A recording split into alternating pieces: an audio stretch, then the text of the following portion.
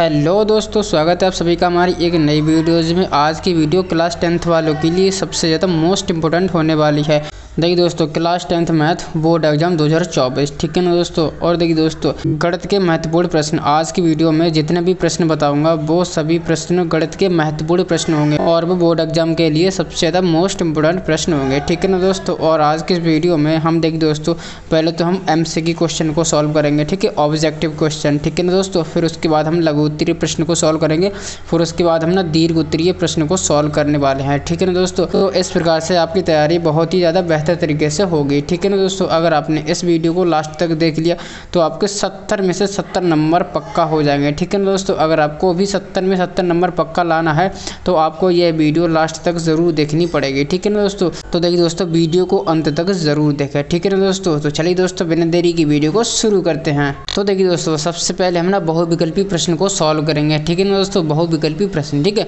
अब चलिए दोस्तों, हम क्वेश्चन को सॉल्व करना स्टार्ट करते हैं, ठीक है ना दोस्तों। देखिए दोस्तों, बहुविकल्पी का हमारा पहला ही प्रश्न है, ठीक है, इसको हम पढ़ लेते हैं, ठीक है।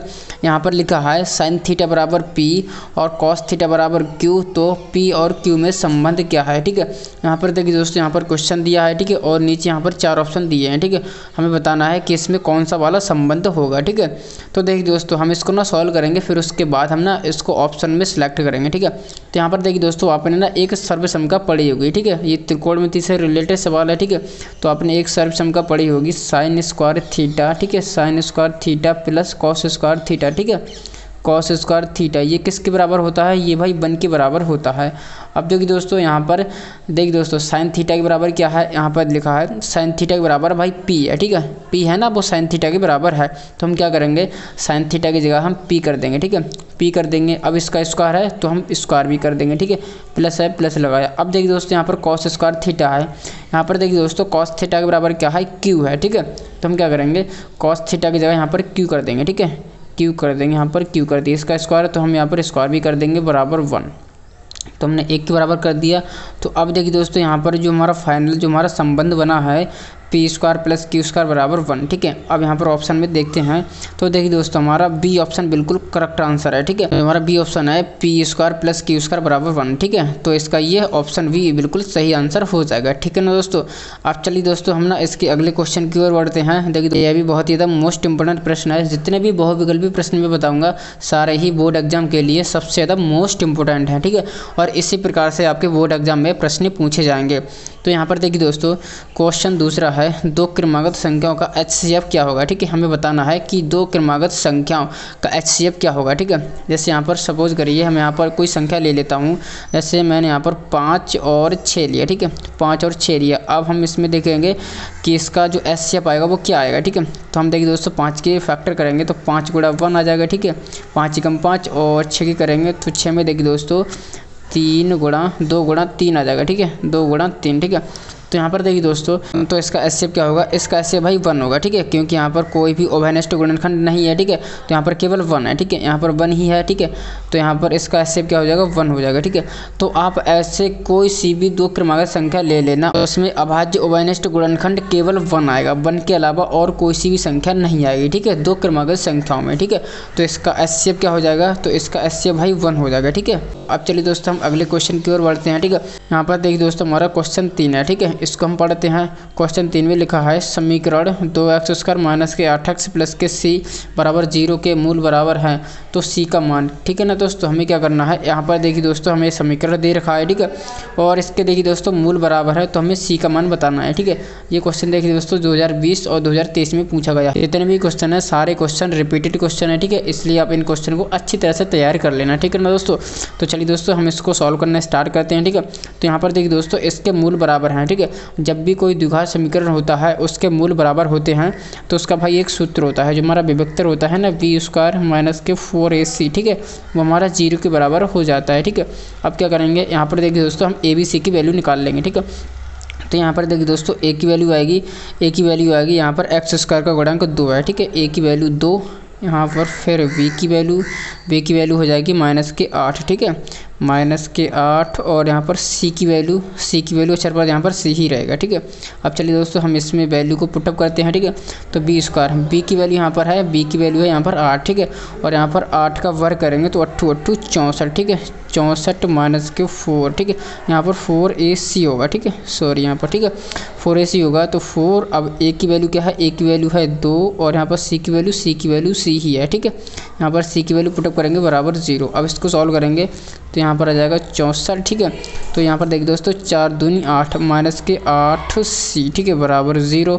अब क्या करेंगे, यहाँ पर 8c को इधर लेके जाएंगे तो भाई ये माइनस का प्लस का हो जाएगा। इसको हम इधर सॉल्व करते हैं। ठीक है, तो यहाँ पर 64 बराबर 8c। ठीक है, अब इसको काटेंगे 8 का 8 और 8 8 64। ठीक है, तो यहाँ पर c की वैल्यू फाइनली 8 निकल के आएगी। ठीक है, तो यहाँ पर c की वैल्यू 8 निकल के आएगी। ठीक है, तो इस तरह से हमारा ऑप्शन क्या हो जाएगा, ऑप्शन हमारा डी बिल्कुल करेक्ट आंसर हो जाएगा। ठीक है, इसके मूल बराबर होंगे तो इसमें c का मान क्या होगा, c का मान 8 होगा। ठीक है, ऑप्शन डी बिल्कुल करेक्ट आंसर है। ठीक है, तो इस प्रकार से क्वेश्चन करना था। आई होप आपको बहुत अच्छी तरह से समझ आ गया होगा। ठीक है ना दोस्तों, अब चलिए दोस्तों हम अगले क्वेश्चन की ओर बढ़ते हैं। ठीक है, हमारा देखिए दोस्तों चौथा क्वेश्चन है बहुविकल्पी वाला। देखिए दोस्तों हम क्वेश्चन को पढ़ते हैं। द्विघात बहुपद px बराबर एक्स स्क्वायर माइनस के x प्लस के 4 के शून्यक अल्फ़ा बीटा हों तब अल्फ़ा प्लस बीटा का मान होगा। ठीक है, हमें क्या करना है, एक द्विघात बहुपद दे दिया है एक्स स्क्वायर माइनस के x प्लस 4। ठीक है, और इसके शून्यक अल्फ़ा बीटा हों तो हमें अल्फ़ा प्लस बीटा का मान बताना है। ठीक है, कैसे करके बताएंगे, यहाँ पर देखिए दोस्तों शून्यकों का योग। ठीक है, अल्फ़ा प्लस बीटा शून्यकों का योग क्या होता है, शून्यकों का योग होता है माइनस एक्स का गुणांक। ठीक है, माइनस एक्स का गुणांक, एक्स का गुणांक। ठीक है, एक्स का गुणांक बटा एक्स स्क्वायर का गुणांक, एक्स स्क्वायर का गुणांक। ठीक है, यहाँ पर सूत्र होता है जब हम शून्यकों का योग करते हैं तो भाई ये सूत्र बराबर होता है अल्फ़ा प्लस बीटा बराबर होता है माइनस एक्स का गुणांक बटे एक्स स्क्वायर का गुणांक। ठीक है, तो हम क्या करेंगे, यहाँ पर वैल्यू को पुटअप करते हैं। यहाँ पर माइनस है, माइनस लगाएंगे। अब देखिए दोस्तों यहाँ पर एक्स का गुणांक क्या है, ये वाला है। ठीक है, यहाँ पर एक्स का गुणांक कुछ भी नहीं है तो यहाँ पर 1 होगा। ठीक है, तो एक्स का गुणांक ये 1 हो जाए और यहाँ पर देखिए दोस्तों ये माइनस का 1 होगा। ठीक है, तो हम क्या करेंगे, माइनस का 1 बटा एक्स स्क्वायर का गुणांक भी 1 होगा। ठीक है, तो यहाँ पर अब इसको सॉल्व करेंगे, माइनस से ये माइनस प्लस हो जाएगा। ठीक है, तो यहाँ पर देखिए दोस्तों यहाँ पर आ जाएगा 1। ठीक है, तो अल्फ़ा प्लस बीटा का मान होगा 1। ठीक है, तो यहाँ पर हम ऑप्शन में देखते हैं, यहाँ पर देखिए दोस्तों ऑप्शन हमारा ऑप्शन सी बिल्कुल करेक्ट आंसर है। ठीक है, 1 होगा। ठीक है, यहाँ पर देखिए दोस्तों हमने इस प्रकार से क्वेश्चन को करा है। ठीक है, आई होप आपको सारे क्वेश्चन बहुत अच्छी तरह से समझ आ गए होंगे। ठीक है ना दोस्तों, अब चलिए दोस्तों हम लघु उत्तरीय प्रश्न को सॉल्व करेंगे। ठीक है, यहाँ पर देखिए दोस्तों हम लघु उत्तरीय प्रश्न को सॉल्व करेंगे। ठीक है, यहाँ पर हम ना क्वेश्चन को पढ़ लेते हैं। ठीक है, क्वेश्चन बहुत ही मोस्ट इंपॉर्टेंट है। ठीक है, अब देखिए दोस्तों हमारा क्वेश्चन है, उस AP का सार्वधान्तर क्या है जिसमें a18 माइनस a14 बराबर 32 है। ठीक है, 32 है। ठीक है, तो हमें क्या करना है, हमें सार्वधान्तर यानी कि D बताना है। ठीक है, और यहाँ पर ये दे रखा है a18 माइनस a14। ठीक है, बराबर 32 है। ठीक है, तो हमें क्या करना है, सार्वधान्तर ज्ञात करना है। ठीक है, अब चलिए दोस्तों हम इसको हल करते हैं। ठीक है, बहुत ही मोस्ट इंपॉर्टेंट प्रश्न है। ठीक है, तो यहाँ पर देखिए दोस्तों हल करेंगे तो हमें निकालना क्या है, हमें ना कॉमन डिफरेंस निकालना है। ठीक है, D निकालना है कि भाई D क्या होगा। अब देखिए दोस्तों हमें ये दिया है। ठीक है, ये दिया है, यहाँ पर देखिए दोस्तों a18। ठीक है, अब देखिए दोस्तों हम ना a18 को क्या लिख सकते हैं, a18 को लिख सकते हैं AP के पदों की जनरल फॉर्म होती है, a18 को लिख देंगे। ठीक है, a18 को लिख देंगे a प्लस 17D। ठीक है, एक कम करके हम लिख देंगे। ठीक है, a18 को हम लिख देंगे a प्लस 17D। ठीक है, इस प्रकार से। और हम देखिए दोस्तों a14 क्या लिख देंगे, a14। ठीक है, a14 को हम लिख देंगे, यहाँ पर कैसे कर लिखेंगे, a14 को लिखेंगे a प्लस 1 कम करके D लिख देंगे। ठीक है, यहाँ पर 13D। ठीक है, ये AP के प्रत्येक पदों की जनरल फॉर्म होती है। ठीक है, इस प्रकार से हमने करा है। अब देखिए दोस्तों यहाँ पर क्या लिखा है, यहाँ पर a18। ठीक है, a18 माइनस a14। ठीक है, बराबर 32 है। अब देखिए दोस्तों हम a18 को क्या लिख देंगे, a18 को हम ना इसके बराबर लिख देंगे। ठीक है, a प्लस 17D, तो यहाँ पर करेंगे a प्लस 17D। ठीक है, माइनस लगाएंगे। अब देखिए दोस्तों यहाँ पर a14 को क्या लिख देंगे, a14 को हम लिख देंगे a प्लस 13D। ठीक है, a प्लस 13D। ठीक है, बराबर 32 के बराबर है। ठीक है, अब क्या करेंगे, अब इसको सॉल्व करेंगे। ठीक है, तो यहाँ पर देखिए दोस्तों a प्लस 17D और माइनस के अंदर मल्टीप्लाई करेंगे तो माइनस का a और माइनस के 13D। बराबर 32। ठीक है, अब इसको सॉल्व करेंगे। देखिए दोस्तों, ये माइनस का ये प्लस का ये तो कैंसिल आउट हो जाएगा। ठीक है, अब देखिए दोस्तों 17D में से 13D जाएंगे तो यहाँ पर भाई 4D बचेगा। ठीक है, 4D बराबर 32। ठीक है, अब इसको क्या करेंगे, इसको भाई डिवाइड करेंगे।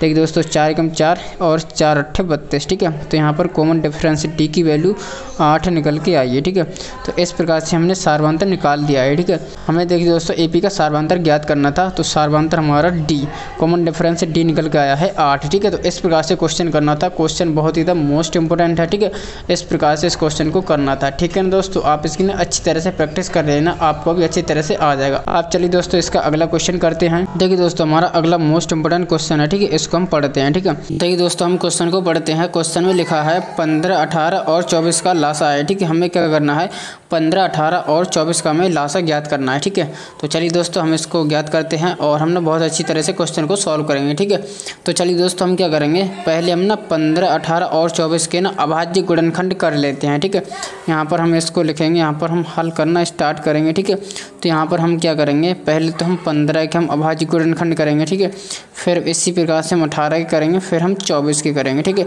फिर उसके बाद हम लासा निकालेंगे। ठीक है, तो चलिए दोस्तों हम कैसे करेंगे, वही पुराना वाला मेथड है। ठीक है, हम क्या करेंगे, सबसे पहले हम इसको ना छोटी से छोटी संख्या से काटेंगे। ठीक है, 2 से काटेंगे, 2 से कटेगा नहीं। फिर हम क्या करेंगे, 3 से काटेंगे, 3 से भाई आसानी से कट जाएगा, 3 पंजे 15 और ये 5 से कटेगा, 5 एकम 5। ठीक है, हमने क्या करा है, 15 के अभाज्य गुणनखंड कर लिए हैं। इसी प्रकार से हम ना 18 के करेंगे। ठीक है, पहले हम 18 को ना 2 से काटेंगे। ठीक है, 2 से कट जाएगा, 2 ने 18। ठीक है, फिर ये 3 से कटेगा, 3 3 9 और ये 3 एकम 3। ठीक है, फिर इस प्रकार से हम क्या करेंगे, 24 के काट लेंगे। ठीक है, तो 24 के काटेंगे, 2 से काटेंगे, 2 एकम 2, 2 दूनी 4। ठीक है, फिर 2 से काटेंगे, 2 6 12, फिर 2 से काटेंगे, 2 3 6, फिर 3 से काटेंगे, 3 एकम 3। ठीक है, अब क्या करेंगे, अब हमने इसका ना लासा निकालेंगे। ठीक है, यहाँ पर देखिए दोस्तों लासा निकालेंगे, लासा। ठीक है, लासा निकालेंगे तो यहाँ पर देखिए दोस्तों 15। ठीक है, 15 के अभाज्य गुणनखंड क्या है, 3 गुणा 5। ठीक है, 3 गुणा 5, फिर क्या है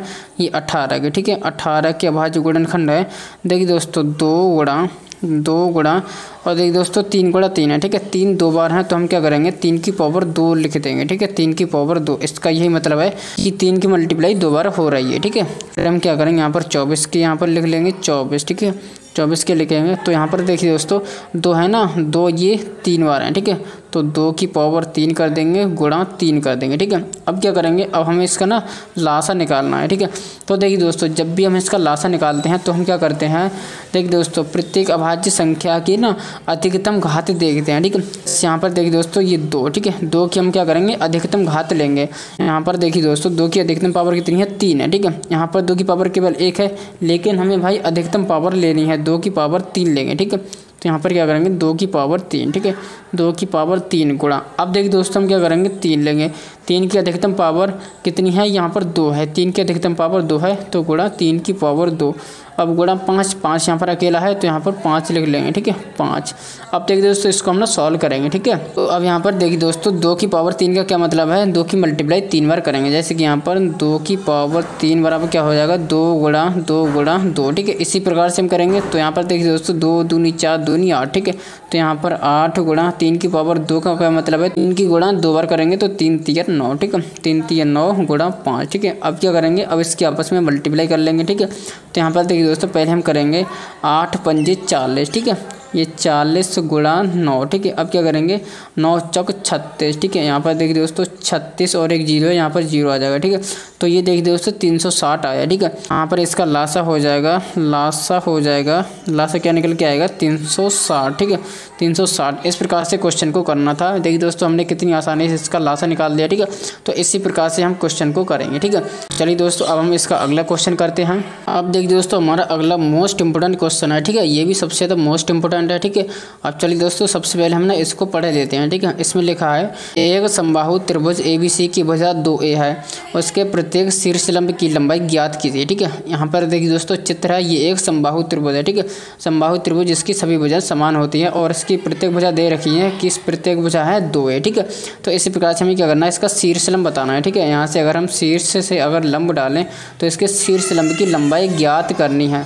इसमें देखिए दोस्तों हमारा शीर्ष लंब क्या हो जाएगा, AD। अगर हम क्या करेंगे, AD की लंबाई ज्ञात कर लेंगे ना तो इसके प्रत्येक शीर्ष लंब की लंबाई वही होगी। ठीक है, तो हमें इस प्रकार से क्वेश्चन को करना है। ठीक है, तो हमें केवल क्या करना है, ए डी की लंबाई यहाँ पर फाइंड करनी है, निकालनी है। ठीक है, कैसे करके निकालेंगे, चलिए दोस्तों हम इसको ना सॉल्व करना स्टार्ट करते हैं। ठीक है, और बहुत आसानी से हम इसको सॉल्व करेंगे। ठीक है, तो पहले देखिए दोस्तों हमें दिया क्या है, जो चीज़ यहाँ पर दी है ना वो चीज़ हम यहाँ पर लिख लेंगे। ठीक है, तो हमें यहाँ पर क्या दिया है, हमें यहाँ पर दिया है ABC एक समबाहु त्रिभुज है। ठीक है, और इसकी प्रत्येक भुजा 2A है। ठीक है, तो हम यहाँ पर लिखेंगे ABC। ठीक है, ABC एक समबाहु, ठीक है, समबाहु, ठीक है, समबाहु त्रिभुज है। ठीक है, समबाहु त्रिभुज है, त्रिभुज है और उसकी, ठीक है, उसकी भुजा कितनी है, भुजा है 2A। ठीक है, 2A इसकी भुजा है और हमें निकालना क्या है, हमें निकालना है, देखिए दोस्तों हमें ना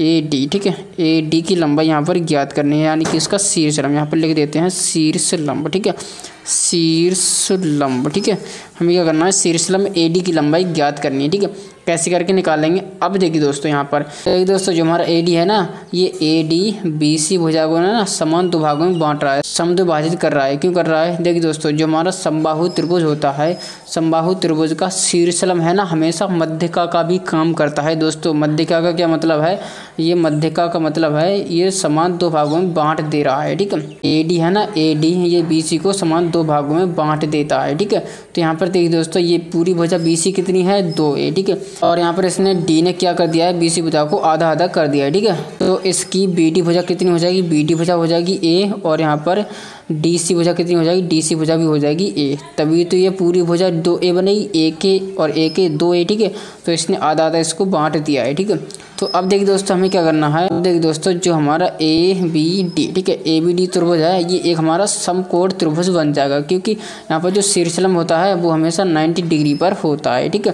तो यहाँ पर ये 90 डिग्री है, किसी त्रिभुज में एक कोण 90 डिग्री का होता है तब वो समकोण त्रिभुज होता है। ठीक है, हम क्या करेंगे, समकोण त्रिभुज में तो भाई पाइथागोरस प्रमेय लग जाती है, तो हम क्या करेंगे भाई, पाइथागोरस प्रमेय लगा लेंगे। ठीक है, तो यहाँ पर देखिए दोस्तों, अब देखिए दोस्तों, अब ठीक है, अब क्या करेंगे, त्रिभुज, ठीक है, त्रिभुज ADV में, ठीक है, ADV में पाइथागोरस प्रमेय, ठीक है, पाइथागोरस, ठीक है, पाइथागोरस प्रमेय से, ठीक है, प्रमेय से पाइथागोरस प्रमेय लगाएंगे। तो यहाँ पर देखिए दोस्तों पाइथागोरस प्रमेय क्या कहती है, कर्ण का स्क्वायर। ठीक है, यहाँ पर कर्ण क्या है, यहाँ पर कर्ण AB है। ठीक है, तो AB की लंबाई कितनी है, AB है 2A। ठीक है, 2A का स्क्वायर, ठीक है, 2A का स्क्वायर बराबर आधार का स्क्वायर, आधार क्या है BD। ठीक है, BD यहाँ पर कितना है A का स्क्वायर कर देंगे, A का स्क्वायर प्लस, और यहाँ पर प्लस लंब का स्क्वायर, लंब क्या है यहाँ पर AD लंब है। ठीक है, AD, ठीक है, AD यहाँ पर क्या है लंब, इसका स्क्वायर कर देंगे तो हमारी पाइथागोरस प्रमेय होती है कर्ण का स्क्वायर बराबर होता है आधार का स्क्वायर प्लस लंब के स्क्वायर के योग के। ठीक है, तो इस प्रकार से हमने यहाँ पर पाइथागोरस प्रमेय लगाई है। चलिए दोस्तों हम इसको सॉल्व करेंगे, तो 2A का स्क्वायर करेंगे तो 4A स्क्वायर बराबर A स्क्वायर, ठीक है, प्लस AD का स्क्वायर। ठीक है, AD का स्क्वायर, अब क्या करेंगे, A स्क्वायर को इधर लेके आएंगे तो ये माइनस का हो जाएगा, 4A स्क्वायर माइनस के A स्क्वायर बराबर AD का स्क्वायर। ठीक है, AD का स्क्वायर, 4A स्क्वायर में से A के स्क्वायर जाएगा तो यहाँ पर 3A स्क्वायर बचेगा, और देखिए दोस्तों यहाँ पर स्क्वायर है ना, AD का स्क्वायर है, स्क्वायर को जब हम बराबर से इस तरफ लेके आएंगे तो भाई स्क्वायर रूट बन जाएगा। ठीक है, बराबर AD। ठीक है, केवल हमें AD की लंबाई याद करनी है, और देखिए दोस्तों यहाँ पर A स्क्वायर को हम बाहर निकालेंगे तो A√3। ठीक है, A√3, यहाँ पर AD की लंबाई क्या निकल के आई है, A√3। ठीक है, तो ये देखिए दोस्तों हमें ना शीर्ष लंब की लंबाई मिली है, शीर्ष लंब की लंबाई कितनी है, A√3। ठीक है, तो हमारा समबाहु त्रिभुज है, इसके प्रत्येक शीर्ष लंब की लंबाई क्या होगी, A√3। ठीक है, इसकी लंबाई क्या होगी, A√3। ठीक है, इसकी भी लंबाई सेम यही होगी और इसकी भी लंबाई सेम यही होगी। ठीक है, तीनों शीर्ष लंब की लंबाई A√3 होगी। ठीक है, तो इसी प्रकार से हमें प्रत्येक शीर्ष लंब की लंबाई निकालनी थी। आई होप आपको बिल्कुल अच्छी तरह से सवाल बिल्कुल समझ आ गया होगा। ठीक है ना दोस्तों, ये देखिए दोस्तों सवाल बहुत ही मोस्ट इंपॉर्टेंट है। अब चलिए दोस्तों हम अगले क्वेश्चन की ओर बढ़ते हैं। चलिए दोस्तों हम अगले क्वेश्चन को करते हैं, विस्तृत प्रश्न को सॉल्व करेंगे। ठीक है, विस्तृत प्रश्न यानी कि दीर्घोत्तरीय प्रश्न को सॉल्व करेंगे, जो बड़ा क्वेश्चन होगा, लॉन्ग क्वेश्चन होगा। ठीक है ना दोस्तों, अब चलिए दोस्तों जो हमारा मोस्ट इंपोर्टेंट प्रश्न है, ये देखिए दोस्तों सबसे ज़्यादा मोस्ट इंपोर्टेंट प्रश्न है, और इस प्रकार से आपको एक क्वेश्चन 100% पूछा जाएगा, और ये क्वेश्चन भी बहुत ही मोस्ट इंपोर्टेंट है। ठीक है, तो इस क्वेश्चन को अपना ध्यान से देखना। ठीक है, तो सबसे पहले चलिए दोस्तों हम इसको पढ़ लेते हैं कि क्वेश्चन में क्या कह रहा है। ठीक है, तो देखिए दोस्तों हमारा क्वेश्चन है एक भिन्न 1/3 हो जाती है जब उसके अंश में से 1 घटाया जाता है, ठीक है। और यह 1/4 हो जाती है जब उसके हर में 8 जोड़ दिया जाता है। तो भाई भिन्न ज्ञात कीजिए, ठीक है। हमें क्या करना है, भिन्न ज्ञात करनी है, ठीक है। तो देखिए दोस्तों इस क्वेश्चन में क्या कहा है कि एक भाई भिन्न है, उसके अगर हम अंश में से 1 घटा देते हैं तो वह 1/3 के बराबर हो जाती है। अगर हम हर में 8 जोड़ देते हैं तो वह 1/4 के बराबर हो जाती है। तो हमें भाई भिन्न ज्ञात करनी है, ठीक है। तो चलिए दोस्तों हम बहुत आसानी से भिन्न ज्ञात कर देंगे। तो देखिए दोस्तों कोई भी भिन्न होती है तो भाई वो बट्टे की शक्ल में होती है और इसमें अंश होता है और इसमें हर भी होता है, ठीक है। तो हमें भिन्न ज्ञात करनी है तो उसका अंश और हर ज्ञात करना पड़ेगा, ठीक है। तो हम देखिए दोस्तों यहाँ पर सॉल्व करेंगे, हल करेंगे, यहाँ पर हल लिखेंगे, ठीक है। तो देखिए दोस्तों हमें क्या करना है, पहले हम ना मान लेंगे कि माना भिन्न का अंश है x और हर है y, ठीक है। इस प्रकार से हम इसको मानेंगे और इसको सॉल्व करेंगे, ठीक है। तो यहाँ पर हम लिखेंगे माना, ठीक है, माना भिन्न, ठीक है, माना भिन्न, भिन्न का अंश, ठीक है, अंश x और हर y है, ठीक है, हर y है। देखिए दोस्तों हमने मान लिया है कि माना भिन्न का अंश x और हर y है, ठीक है। तब भिन्न, ठीक है, तब भिन्न क्या होगी, भिन्न होती है अंश बटा हर, तो भिन्न क्या होगी x/y, ठीक है। यहाँ पर समीकरण हम इसको फर्स्ट नाम दे देते हैं, दे भी दो या ना भी दो कोई फर्क नहीं पड़ेगा, ठीक है। अब देखिए दोस्तों क्वेश्चन में लिखा है कि भिन्न 1/3 हो जाती है कब, जब उसके अंश में से 1 घटाया जाता है, ठीक है। तो हम क्या करेंगे, इस प्रश्न के अकॉर्डिंग करेंगे, ठीक है। तो यहाँ से लिख देंगे प्रथम शर्त से, ठीक है, प्रथम शर्त से, ठीक है। प्रथम शर्त से हम क्या लिखेंगे, देखिए दोस्तों भिन्न के अंश में 1 घटाया जाता है, ठीक है। यहाँ पर लिखेंगे भिन्न, ठीक है, भिन्न के अंश, ठीक है, अंश में से 1 घटाया, यहाँ पर लिखना घटाया जाता है, तो वह 1/3 हो जाती है, ठीक है, 1/3 हो जाती है। इस प्रकार से आप लिख देना, ठीक है। अब चलिए दोस्तों हमने क्वेश्चन के अकॉर्डिंग करेंगे, ठीक है। तो यहाँ पर देखिए दोस्तों इसका अंश क्या है, इसका अंश है x, ठीक है। तो हम क्या करेंगे, अंश में से 1 घटा देंगे, हर कितना है, हर है y, ठीक है। अंश में से 1 घटा देंगे तो है ना 1/3 के बराबर हो जाती है, ठीक है, बराबर 1/3, ठीक है। इस प्रकार से आप करना, बहुत ही ज़्यादा सिंपल तरीका है, ठीक है। हमने क्या करा है, देखिए दोस्तों क्वेश्चन में ही कह दिया था कि हम ना भिन्न के अंश में से 1 घटा देंगे तो वह 1/3 के बराबर हो जाती है। तो मैंने वही करा है, भिन्न के अंश में से, अंश ऊपर होता है, अंश में से हमने 1 घटा दिया है तो वह ना 1/3 के बराबर हो गई, ठीक है। अब क्या करेंगे, हम इसकी ना क्रॉस मल्टीप्लाई कर लेंगे, ठीक है। तो चलिए दोस्तों करते हैं, तो यहाँ पर हो जाएगा 3x - 3 और बराबर y, ठीक है। हम क्या करेंगे, y को इधर लेके जाएंगे और 3 को इधर लेके जाएंगे, ठीक है, पक्षांतर करेंगे तो 3x - y बराबर 3, ठीक है। इक्वेशन इसको सेकंड नाम दे देंगे, ठीक है। अब चलिए दोस्तों हमने एक समीकरण हमने बना लिया है, ठीक है। अब क्या करेंगे, हम दूसरा समीकरण बनाएंगे। दूसरा समीकरण कैसे बनाएंगे, इसमें देखिए दोस्तों क्वेश्चन में आगे लिखा है, ठीक है। देखिए दोस्तों 1/4 हो जाती है जब उसके हर में 8 जोड़ दिया जाता है, ठीक है। हम क्या करेंगे, द्वितीय शर्त से करेंगे। यहाँ पर लिखेंगे द्वितीय शर्त, ठीक है, द्वितीय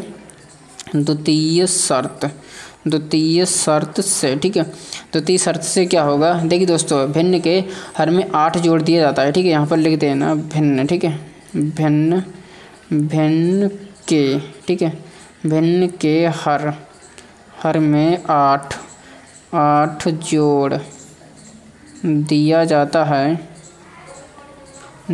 है तो वह 1/4 के बराबर हो जाती है, ठीक है, 1/4 के बराबर हो जाती है। इस प्रकार से आप लिख देना, ठीक है। तो यहाँ पर देखिए दोस्तों अंश क्या है, अंश है x और हर क्या है, हर है y, ठीक है। और यहाँ पर क्या करना है, शर्त के अकॉर्डिंग करना है, हमें हर में 8 जोड़ना है, ठीक है। हर में 8 जोड़ देंगे तो वह भाई 1/4 के बराबर हो जाती है, ठीक है। इस प्रकार से हमने करा है, ठीक है। यहाँ पर हमने अंश में घटाया था और यहाँ पर हम हर में जोड़ रहे हैं, ठीक है। हर नीचे होता है इसलिए हमने क्या करा है, हर में 8 जोड़ दिया, ठीक है, क्योंकि क्वेश्चन में यहाँ पर कह दिया है, ठीक है। यहाँ पर कह दिया हमने, क्वेश्चन के अकॉर्डिंग करा है, ठीक है। अब क्या करना है, इसकी भी क्रॉस मल्टीप्लाई करेंगे, ठीक है। तो यहाँ पर देखिए दोस्तों करते हैं 4x बराबर y + 8 कर देंगे, ठीक है। अब देखिए दोस्तों हम क्या करेंगे, यहाँ पर देखिए दोस्तों 4x, y को इधर लेके आएंगे तो माइनस के y बराबर 8। ठीक है, इसको हम समीकरण 3 नाम दे देंगे। ठीक है, अब क्या करेंगे, समीकरण 2 और समीकरण 3 को सॉल्व करेंगे। ठीक है, तो चलिए दोस्तों करते हैं। यहाँ पर देखिए दोस्तों समीकरण 2 क्या है, 3x माइनस के y बराबर 3। ठीक है, और समीकरण तीसरा क्या है, ठीक है, ये समीकरण 2। ठीक है, समीकरण 3 है 4x। ठीक है, और यहाँ पर देखिए दोस्तों माइनस के y बराबर के 8। ठीक है, ये हमारा समीकरण है 3। ठीक है, अब चलिए दोस्तों हम इसको सॉल्व करेंगे। ठीक है, यहाँ पर हम लिखेंगे, यहाँ पर लिख देंगे हम घटाने पर। ठीक है, घटाने पर। ठीक है, घटाने पर करेंगे तो इसके हम ना निशान चेंज कर देंगे। ये प्लस का है माइनस का हो जाएगा, माइनस का है प्लस का है, तो ये और ये प्लस का है तो माइनस का हो जाएगा। ठीक है, इस प्रकार से हम इसको सॉल्व करेंगे। इससे क्या होगा, यहाँ पर y तो प्लस माइनस से कट जाएगा। ठीक है, और देखिए दोस्तों 4x में से 3x जाएगा तो यहाँ पर माइनस के x बचेगा, और यहाँ पर देखिए दोस्तों 8 में से 3 जाएगा तो यहाँ पर माइनस के 5 बचेगा। ठीक है,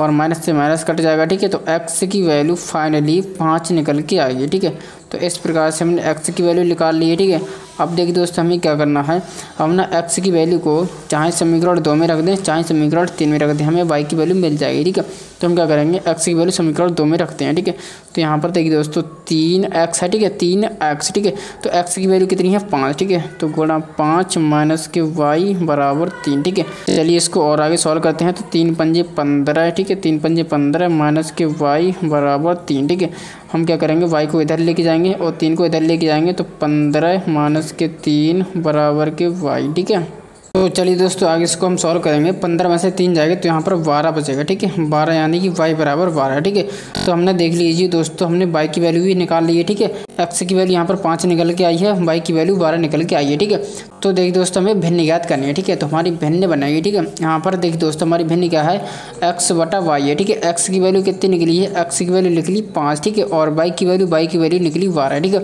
तो इस प्रकार से जो हमारी भिन्न होगी हमारी 5/12 भिन्न होगी। ठीक है, तो इस प्रकार से हमें क्वेश्चन को करना था। देखिए दोस्तों ये क्वेश्चन बहुत ही ज़्यादा मोस्ट इंपोर्टेंट है। ठीक है, इस क्वेश्चन को आप ना अच्छी तरह से तैयार कर लेना, बल्कि मैंने जितने भी क्वेश्चन बताए हैं उन क्वेश्चन को आप ना अच्छी तरह से तैयार कर लेना। ये क्वेश्चन बोर्ड एग्जाम के लिए सबसे ज़्यादा मोस्ट इंपोर्टेंट है। ठीक है, आप इन क्वेश्चन की 1-2 बार प्रैक्टिस कर लेना, आपको ये क्वेश्चन सारे क्वेश्चन आ जाएंगे। ठीक है ना दोस्तों, तो चलिए दोस्तों आज की वीडियो में फिलहाल इतना ही। चलिए दोस्तों मिलते हैं ऐसे किसी नई वीडियो में। अगर आपको हमारी वीडियो अच्छी लगती है तो वीडियो को लाइक कर दें, और चैनल पर नया है तो चैनल को सब्सक्राइब करना ना भूलें दोस्तों।